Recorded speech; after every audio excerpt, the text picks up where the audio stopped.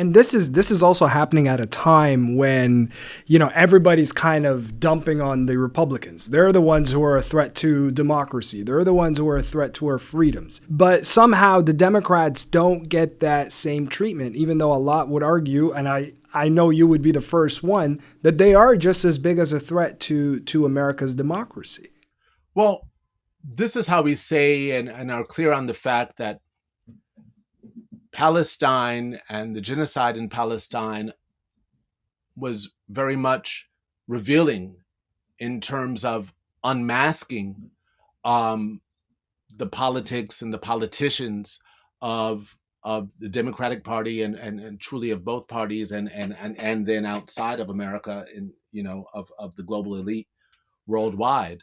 Um, this genocide began under Joseph Biden, um, and we saw and heard students across this country speak up and out saying, no, this is not complicated. This is colonialism. And we saw, it wasn't the first time, but it was truly a horrendous thing to see, and it's still ongoing. We saw the political administration turn their backs on students. It's very rare that student movements have been on the wrong side of history. Going back to Kwame Ture, when he gave his life for people to have the right to vote in the South, he was a student at Howard University at the time. That was part of the student movement. The civil rights movement would not be the movement that it was without students propelling it, right? Saying, no, I need to see these changes within my lifetime, right? And once again, we have students right now who are saying, no, I need to see these changes within my lifetime. I am not comfortable with part of my tuition going to funding arms companies. I am not comfortable with, my having to choose between someone who's pro-genocide and someone who's pro-genocide. So very clearly, before this election occurred, it became evident that the majority of the Democratic Party was fully aligned with the idea that they had every right to kill and ethnically cleanse Palestinians. Of course, this history did not start in 2023. It's a 77-year-old history, right? And during that 77 years, like I said, it's been, the forces were working to indoctrinate us against Palestinians and Arabs for a long time. I've already mentioned the sort of thing that we would see in films, right? In the news, in literature, all of this unquestioned anti-Arab, Islamophobic, anti-Palestinian hate, unquestioned, right? They became the punchline of jokes after 9/11.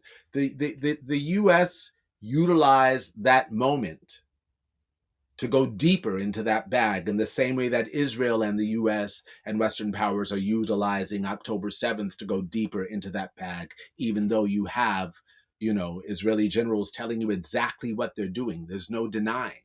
They're bragging about it, right? So now when you see someone like a Chuck Schumer or a Hakeem Jeffries or, even a Bernie Sanders, someone who has insisted on something that is actually against international law. And they know it. That's why they say it. Like when they say Israel has a right to defend itself, they know that Israel is an occupying nation and that international law says that occupying nations have no right to defend themselves against occupied people, and that occupied people have the right to take up arms against their occupiers. They know that. That is why they sloganize their, malfeasance. They sloganize their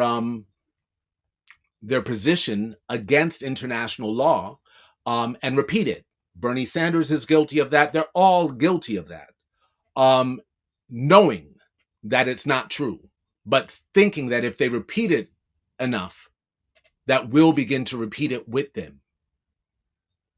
And I refuse. And so many of us refuse. And so, yes, the Democrats are tools of empire. This is not the vision of the future of humanity that many of us people on the ground hold. And it can be very difficult to extract yourself from party politics and see both sides as, evils. So what would you say to liberals right now who are basically, I'm sure you've seen this rhetoric and discourse on social media where you'll have a lot of liberals saying, well, kind of putting the blame on Muslim Americans, other minorities who have decided not to vote Democrat. And they'll say stuff like, you know what? This is what you get for not giving Kamala your vote. This is what you got with Trump. You thought it was bad with Biden. It's only going to get worse from there. So thank you for giving us Trump. That kind of discourse.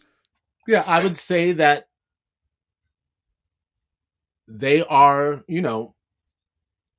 it's Maya Angelou who says, when people show you who they are, believe them. There's a reason why it's been said that liberalism is the left wing of fascism, right? Because what they are saying there, their lack of solidarity, their lack of understanding that they are being used, their lack of realizing that liberal platitudes is always coupled with inaction, right? So that, they do a tour right now where they go, oh, oligarchy is bad. Oligarchy is bad. Who are your donors? It's all the big corporations. And you refuse to pass legislation that goes against those big corporations, but oligarchy is bad?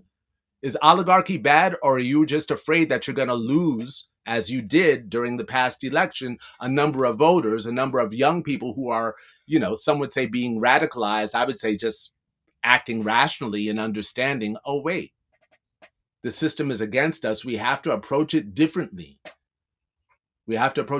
So one, I would say that, those people are fascists. The ones who say you get what you deserve or what have you. I mean, that is in the face of genocide. That's genocidaire behavior.